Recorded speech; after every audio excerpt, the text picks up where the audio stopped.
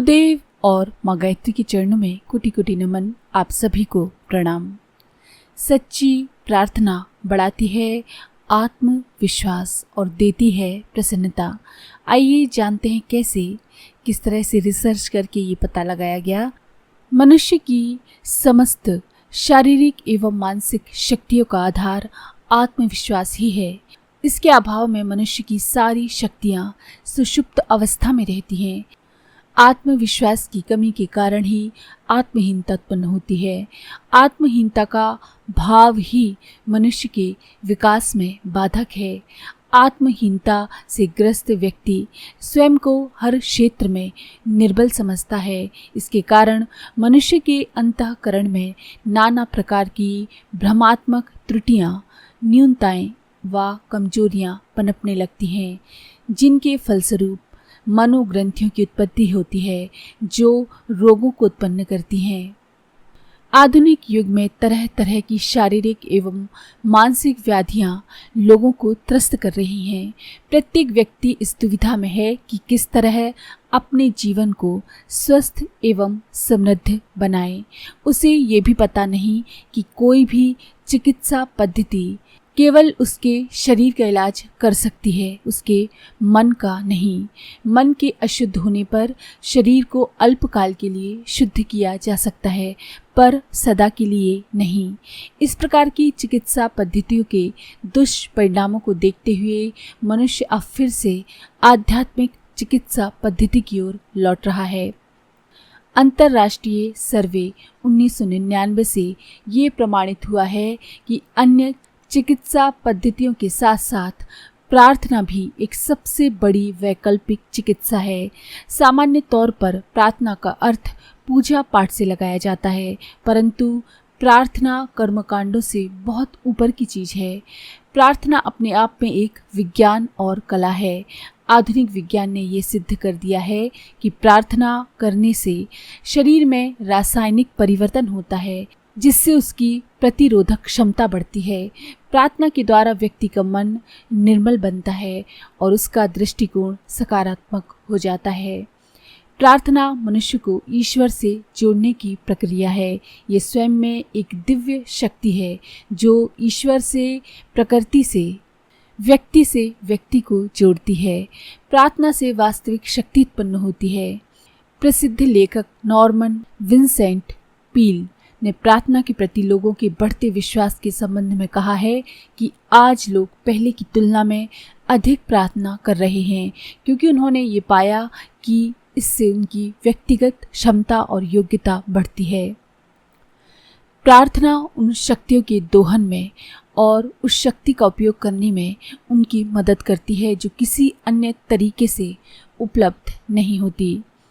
मनोविज्ञान के क्षेत्र में मानसिक उपचार के लिए जितनी भी चिकित्सा पद्धतियों का निर्माण हुआ, उनमें से अधिकतर चिकित्सा पद्धतियों में केवल व्यक्ति के व्यवहार को बदलने में ज़्यादा बल डालते हैं। मानसिक रोगों का मुख्य कारण व्यक्ति का बुरा चिंतन और दूषित भावों का होना है। अतः चिंतन को परिष्कृत करने के लिए, सुधारने के लिए आवश्यक है कि उसके विचार भावनाओं को बदलने का उपाय किया जाए, और इसके लिए प्रार्थना एक सबसे अच्छा साधन है। प्रार्थना केवल शब्दों को दोहराने भर का व्यायाम नहीं है। केवल मंत्रों के दोहराने से ये किसी तरह प्रभावी नहीं हो सकती। इसमें भावनाओं का होना अति आवश्यक है। इसीलिए कहा गया है कि प्रार्थना ऐसी होनी चाहिए जो हमें दिव्यता से जोड़ दे। प्रार्थना के प्रभावों में भावनाओं का विशेष महत्व है। ऐसी भावनाएं जिनमें श्रद्धा प्रगाढ़ हो। यहाँ श्रद्धा से तात्पर्य एक सकारात्मक भाव से है जो हमारे मन मस्तिष्क में विद्यमान नेगेटिविटी को खत्म करती है और पॉजिटिव विचारों की ओर प्रेरित करती है। प्रार्थना व्यक्ति के आंतरिक रोगों के उपचार के साथ स्वास्थ्य में वृद्धि करती है। इस संदर्भ में अक्टूबर 2008 में हुए एक शोध प्रार्थना का मानसिक स्वास्थ्य एवं आत्मविश्वास पर प्रभाव का अध्ययन के निष्कर्षों को हम यहाँ पर प्रस्तुत कर रहे हैं। ये अध्ययन कुलाधिपति डॉक्टर प्रणव पंड्या के संरक्षण में एवं प्रोफेसर लता गैरोला के मार्गदर्शन में किया गया। इस अध्ययन में मध्य प्रदेश प्रांत के बैतूल जिले के एक गांव से कुछ बच्चों का चयन किया गया। 15 से 17 वर्ष की उम्र के ये बच्चे 50-50 बच्चों की ग्रुप में लिया गया, 50 लड़के और 50 लड़कियां। इन दोनों ग्रुपों में एक प्रायोगिक ग्रुप था और एक नियंत्रित ग्रुप रखा गया। इसके बाद इन सभी बच्चों की फिजिकल और मेंटल हेल्थ को जांचा गया। उसके बाद प्रायोगिक समूह के बच्चों को 3 महीने तक रोज 15 मिनट उपयुक्त निर्देशों के साथ प्रार्थना कराई गई।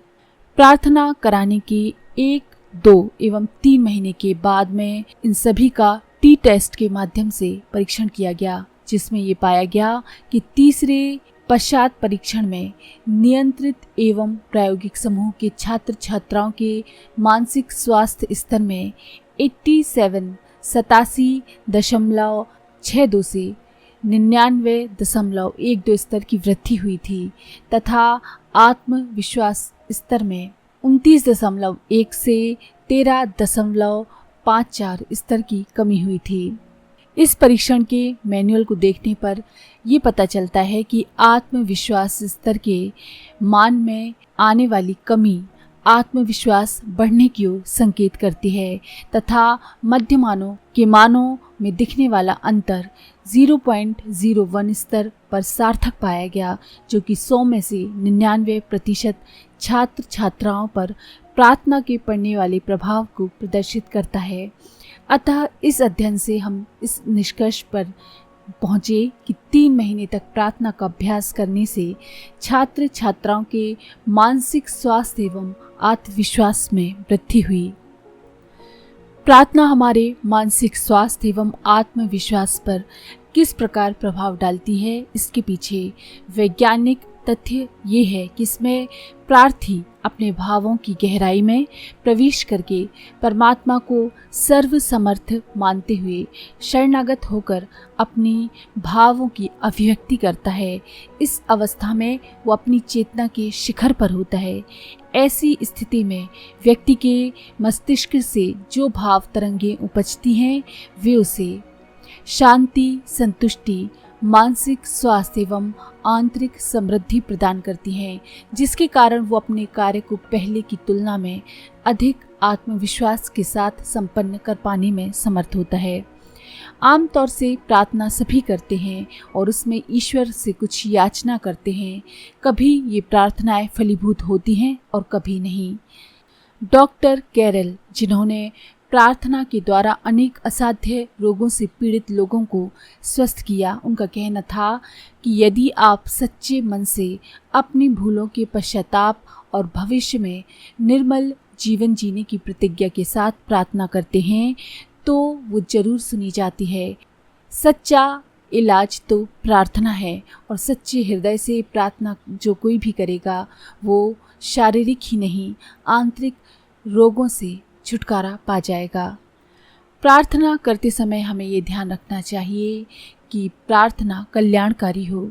सच्चे मन से निश्चल भाव के साथ की गई प्रार्थना फलीभूत होने के साथ साथ आत्मविश्वास और स्वास्थ्य को प्रदान करती है।